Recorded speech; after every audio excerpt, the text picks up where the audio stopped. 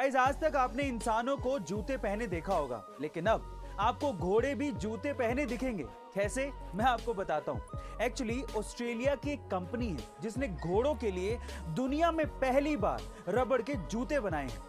ये कंफर्टेबल हैं, light weight हैं, शॉक ऑब्जर्वर हैं, लेकिन सबसे बढ़िया बात यह है कि इन जूतों को घोड़ों को कभी भी पहनाया जा सकता है और उतारा भी जा सकता है। कोलगेट के नाम से लोगों को टूथपेस्ट की याद आने लगती है, लेकिन क्या आपको पता है कि कोलगेट ने एक बार ready to eat frozen food का बिजनेस भी शुरू किया था।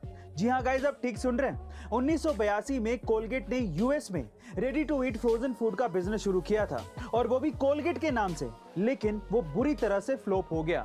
और उसके पीछे का रीजन बहुत ही सिंपल था। कोलगेट के नाम से लोगों को बाथरूम की याद आती है। अब आप खुद ही सोचिए कि खाने के प्रोडक्ट में लोग इसे कैसे एक्सेप्ट करते हैं, और इसी वजह से कोलगेट का ये आइडिया बुरी तरह से फ्लॉप हो गया। गाइस, क्या आपको पता है कि दुनिया की सबसे महंगी कारों में शुमार रोल्स रॉयस को 1998 में खरीदने के लिए बोली लगाई गई थी, और इसको खरीदने के सबसे तगड़े दावेदार थे BMW एंड वोक्सवैगन। अब BMW ने थोड़ी कम बोली लगाई थी और वोक्सवैगन ने ज्यादा बोली लगाई थी, तो जाहिर है रोल्स रॉयस किसको मिलनी थी? वोक्सवैगन को। लेकिन तब BMW रोल्स रॉयस के ज्यादातर पार्ट्स बनाता था। अब यहीं से आया ट्विस्ट।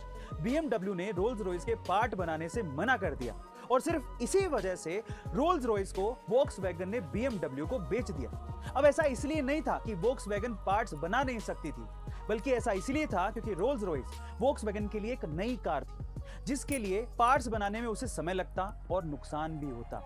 एक फूडी लड़की जिसे हेल्दी और टेस्टी खाना बनाने का और खाने का बहुत ज़्यादा शौक है, लेकिन अजीब बात यह है कि उनका पेट ही नहीं है। नाम है नताशा। मुंबई में पैदा हुई, दिल्ली में शादी हुई, लेकिन शादी अच्छी नहीं चल पाई, जिसकी वजह से उसे बहुत ज़्यादा स्ट्रेस रहने लगा। बहुत ज़्यादा स्ट्रेस की वजह से उसके शोल्डर में पेन शुरू हो गया, लेकिन जब भी वो खाना खाती उनके शोल्डर में पेन बढ़ जाता। एक डॉक्टर से अच्छे से चेक करवाने के बाद उस डॉक्टर ने बताया कि उसके पेट में ट्यूमर है और सर्जरी करनी पड़ेगी।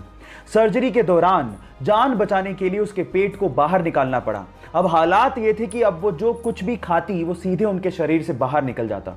अब सर्जरी के बाद उनके पास सिर्फ दो ही चॉइस थी, या तो वो जिंदगी जीना छोड़ देती या फिर वो भरपूर जीती, और उन्होंने सेकंड चॉइस को अपनाया, और फाइनली आज वो द गटलेस फूडी के नाम से फेमस है।